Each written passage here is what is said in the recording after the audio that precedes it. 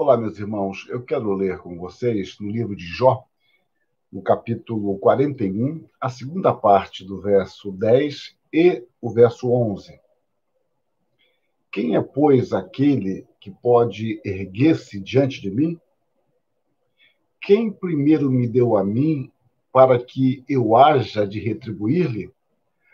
Pois o que está debaixo de todos os céus é meu. É um texto magnífico que reafirma a soberania de Deus. Deus já vinha mostrando como ele é o Senhor da natureza, ele é Senhor dos animais, pequenos e grandes, animais aterrorizantes. Deus descreve aspectos do seu poder, da sua capacidade, de sua limitação, e Deus tem o controle de todas estas coisas. Jó queria falar com Deus, apresentar a causa, e agora ele fica calado, né? Ele aqui, no capítulo 40, verso 4, ele diz: sou indigno. Que te responderia eu? Ponho a mão na minha boca. Então, observe, diante de Deus, nós nos deparamos com a majestade aterrorizante. É muito curioso que, historicamente, os místicos se equivocaram por uma suposta ascensão até Deus, como se fosse uma espécie de sair de dentro de si mesmo e ascendendo até Deus e encontrando a paz. Isso é muito comum na literatura mística, tanto medieval quanto moderna, vamos dizer assim. E houve grandes personagens que influenciaram a uma linha condutora de influências, muitas vezes remotas. O pietismo teve influência, certamente, de mestre Eckhart, né? Na Idade Média. Você encontra o próprio Kant, extremamente racionalista, mas ele era também um sujeito de influência mística.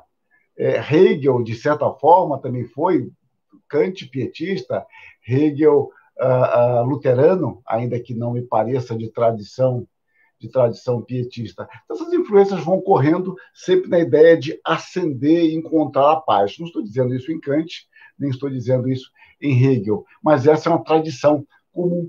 E na realidade, a iniciativa de uma comunicação é de Deus. É Deus que vem ao nosso encontro.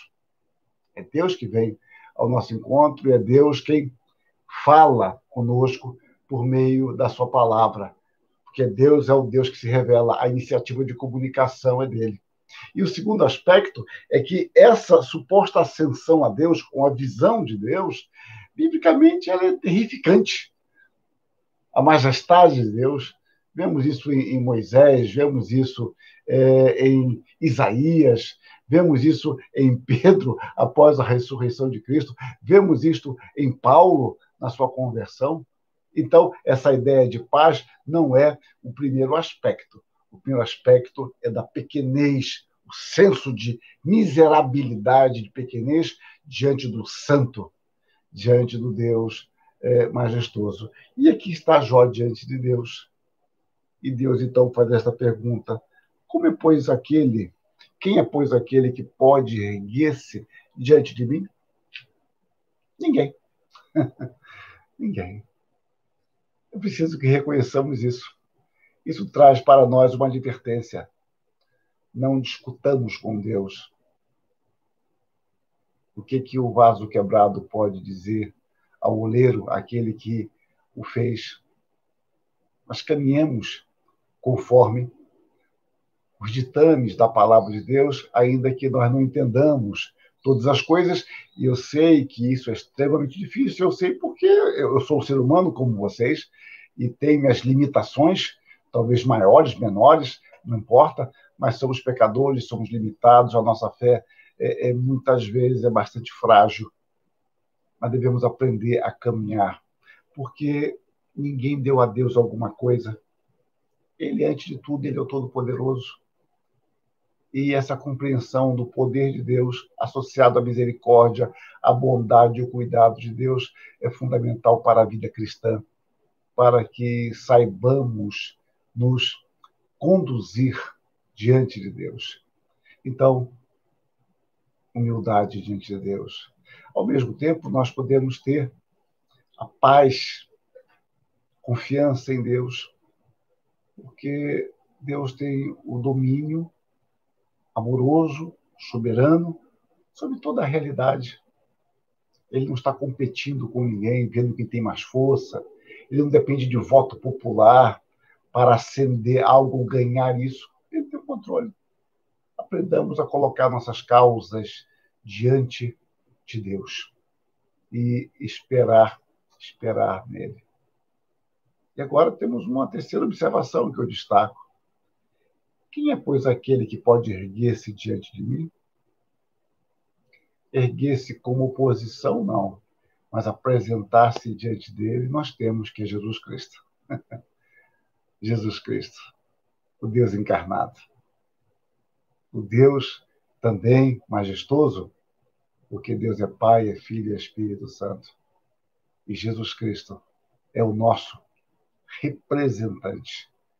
E ele nos representa de forma gloriosa, apresentando não as nossas virtudes, mas as virtudes dele mesmo, conquistadas na cruz em nosso lugar. Então isso nos aproxima de Deus.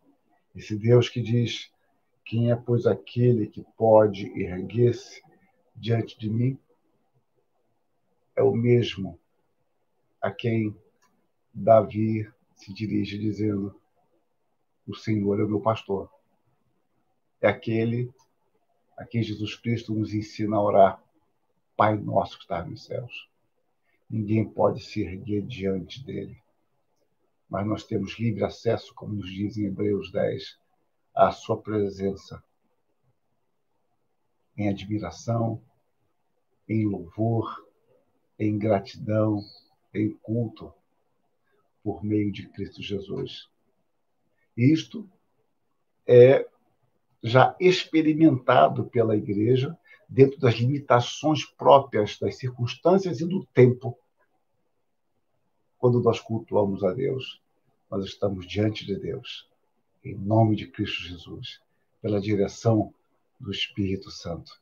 E estamos não nos erguendo contra Deus, mas nós estamos nos apresentando diante dele em culto, em nome de Cristo. Façamos isto, nos preparando para as bodas do Cordeiro, quando estaremos para sempre com o Senhor, diante de Deus, na presença de Cristo. E a grandeza de tudo isso na eternidade será o próprio Deus. Que Deus nos abençoe. Amém.